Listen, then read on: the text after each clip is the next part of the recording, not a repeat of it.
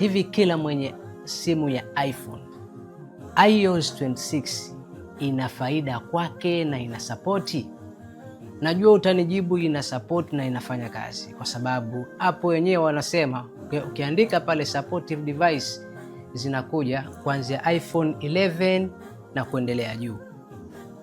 Ukiambiwa supportive iOS 26, maana yake hasa ni kwamba hiyo iOS 26 ukiingiza kwenye simu yako unaweza kuifanya installation.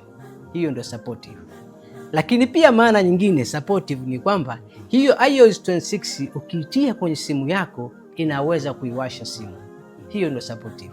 Swali linakuja, performance. Je, hapa ndiko kuna Kiswahili kidogo, sababu kazi yangu ni kukwambia mambo ambayo huambiwi. iPhone 11 au nakuja chini, hata kama utaambiwa inakuwa supportive iOS 26, hiyo ni supportive, lakini performance haiwezi kufanya kazi. Sasa kipi kitatokea ukilazimisha kuiweka iOS 26?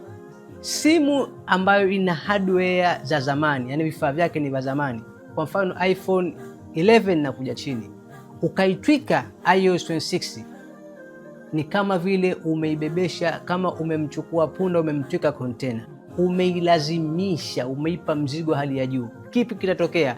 Battery life itaporomoka, speed itakuja chini battery life, na pia simu itakuwa slow. Usije kutafuta nani kakuharibia simu yako. iOS 26 sio kwamba kila mtu akipachika anaweza kufaidika nayo. Hii ni Zanjibari Technology. Kazi yangu ni kukwambia mambo ambayo huambiwi. Kama umependa video hii, nibonyeze like, na kama una swali njoo sehemu ya comment.